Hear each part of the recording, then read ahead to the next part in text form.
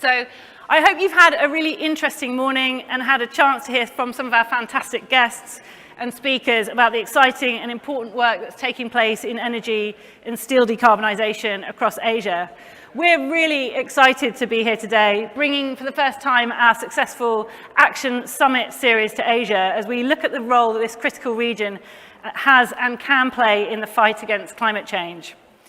Today, as you will have heard already, we are focusing on two of the biggest polluting sectors across Asia, energy and steel production.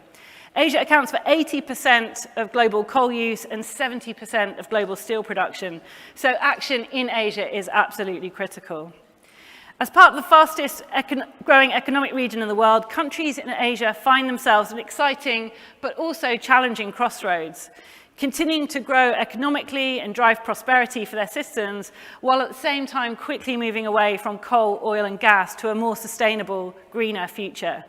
It's a challenge that the whole world is facing, but because of Asia's role as a supplier to the world of the world's products and its heavier reliance on fossil fuels, the challenge is far greater.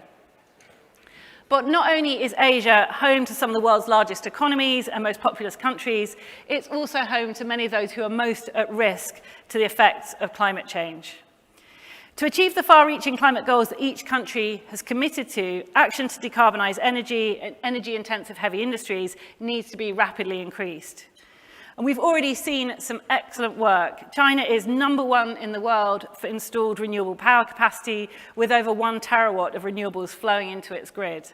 That's enough to power all of Europe and India twice. Speaking of which, India is 4th in the world for installed renewable capacity and has promised to meet 50% of its required energy needs from renewables by the end of this decade. Last year, Indonesia was offered $20 billion to cut down on coal via the world's second Just Energy Transition Partnership. And Singapore is home to the world's 4th largest floating solar farm, which I got to visit yesterday. Very exciting, and it's the same size as 45 football pitches, and I learned it has 122,000 solar panels. So half of the top 10 solar-powered economies in the world are in Asia, up from just 2 a decade ago: China, Japan, India, South Korea, and Vietnam. So that's incredible progress. But we're not there yet, and we're not even close. We need to go much further, much faster. As the UN Secretary General said at the launch of the most recent IPCC report, our world needs climate action on all fronts, everything, everywhere, all at once. And in our annual reports from our campaigns, such as RE100, companies tell us that the Asia-Pacific region is consistently the most difficult region to source renewables, and our members there have the furthest target year for achieving 100% renewable electricity, behind Europe and North America. Our most recent RE100 annual report ranked Japan, South Korea, Singapore, China, and then Taiwan as the top 5 most challenging markets in which to source renewable electricity. And the most common barrier by far is the high cost or limited supply of renewables in the region. Our report analysing how the G20 countries ranked from A to E based on their ambition and progress in deploying renewables showed that China was the only country in Asia with an A. Japan got a B, and Indonesia and South Korea were Ds.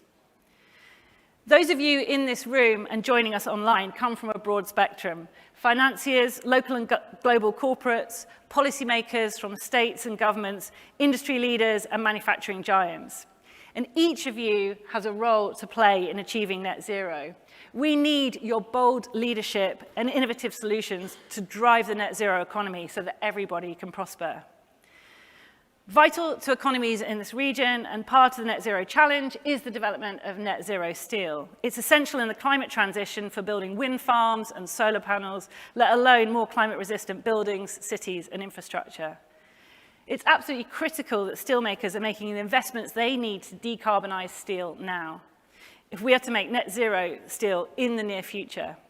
Business as usual is no longer good enough. We need action, we need leaders, and we also need to become comfortable with the fact that there will be costs associated with this transition.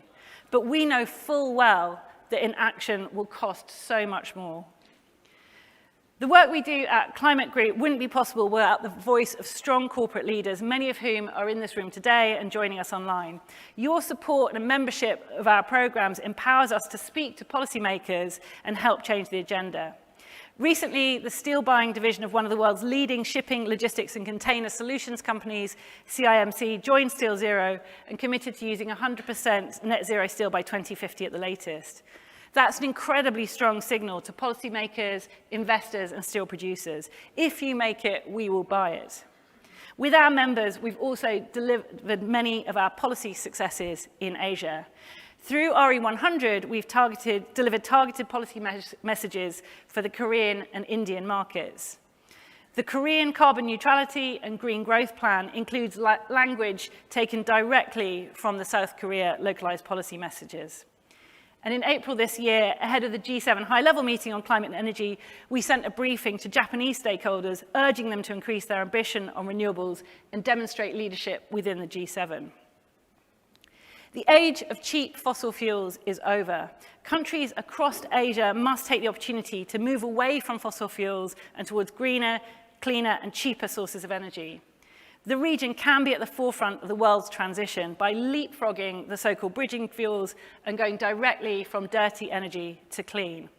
Doing this will not only bring benefits in energy, but enable the decarbonisation of highly polluting heavy industries like steel production. Asia will continue to be at the forefront of the global economy for decades to come. Only by moving our societies and economies towards renewable energy can we continue to deliver economic growth while combating climate change.